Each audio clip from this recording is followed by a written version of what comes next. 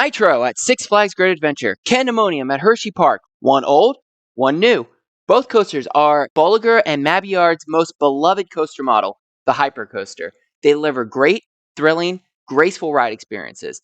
They are both well-paced and visually stunning and are considered top 3 coasters in their respective parks. But which coaster is the better B&M Hyper? Find out in this coaster fight. Paul's Chariot at Busch Gardens Williamsburg is the OG hypercoaster and a great ride in its own right. But the B&M Hyper has gotten better over the years, and this coaster comparison looks at 2 of the best out there. On first impressions, both coasters have similar ride elements: great first drop, forceful turnarounds, floater airtime, and good helices. Candymonium has a 77.3-degree first drop, followed by an incredible parabolic airtime hill, which delivers strong floater airtime, and a great over-banked hammerhead turnaround. Nitro has a 68-degree first drop, followed by an airtime hill that turns towards the left, a great floater airtime hill, and a great hammerhead turnaround. The ride experiences differ slightly in terms of element order, but both coasters feature good helices and great airtime hills. Nitro might be the longer and faster coaster than Candymonium. Candymonium certainly uses its layout well to keep pace with Nitro. Both coasters end with a very similar sensation: one last pop of airtime before coming into the final brake run. Candymonium and Nitro are both really good B&M Hypers, but their overall ride experiences differ. Candymonium's ride queue experience is much more elaborate, with a beautiful brown brick station building that displays the ride logo multiple times. There is even a large standalone ride sign in the entry plaza. But Nitro's entrance queue experience is much more minimalistic, with a slight plaza displaying the ride name on the ground and a yellow metal arch also displaying the ride name. Unlike Candymonium's station, Nitro's station building has no theming and feels generic. The entrance queue experiences differ greatly between the 2 parks. Candymonium gets one of the longest lines at Hersheypark, regardless of time of day or season, whereas Nitro gets less of a line. That might be personal preference or good luck, but we definitely prefer a constant walk-on over waiting in an enclosed space for a longer period of time. Nonetheless, both coasters have great ride operations, which helps with rolling trains. Both coasters also have 3 trains, but Nitro's 9-car trains are much more helpful in getting through crowds on busier days. Candymonium and Nitro have strong layouts, but there are some aspects that make one better than the other. Candymonium and Nitro are both long and enjoyable ride experiences and are worthy candidates for all-day marathon, but a few aspects make one better than the other. First is going to be the ride experience in the front row versus the back row. Both coasters deliver incredible back row rides, with each coaster giving great floater airtime over the camelback airtime hills.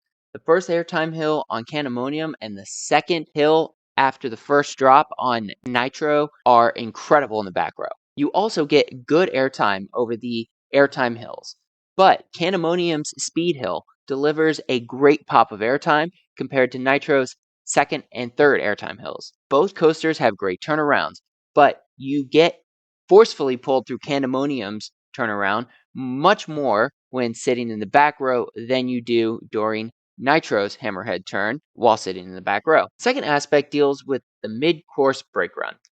Candymonium just doesn't have one, which allows it to use its 4,636-foot track length much more effectively. There is simply no dead space. But Nitro's mid-course brake run delivers a great pop of airtime coming off of it, a great way to get things started for the rest of the ride, including those final 3 bunny hills. The third aspect is both coasters' helices. Nitro's helix on warmer days is forceful. You might actually gray out a little because of the sustained positive G-forces as you rise into the mid-course brake run.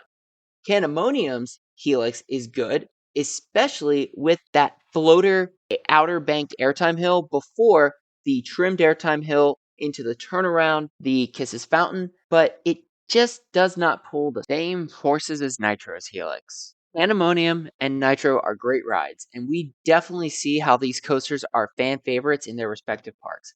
Despite a 20-year difference between the two, both coasters are incredibly smooth, pull good forces, and have a couple of wow moments. But sometimes variety is the spice of life, and Candymonium has a little bit of everything: a great first drop and camelback airtime hill, a quick and forceful turnaround, a speed hill, an outer banked airtime moment out of a helix, and no mid-course brake run. Nitro may have longer trains, which helps with capacity, and a great helix and final ending, but Candymonium shows how Bolliger and Mabillard has perfected its airtime hills.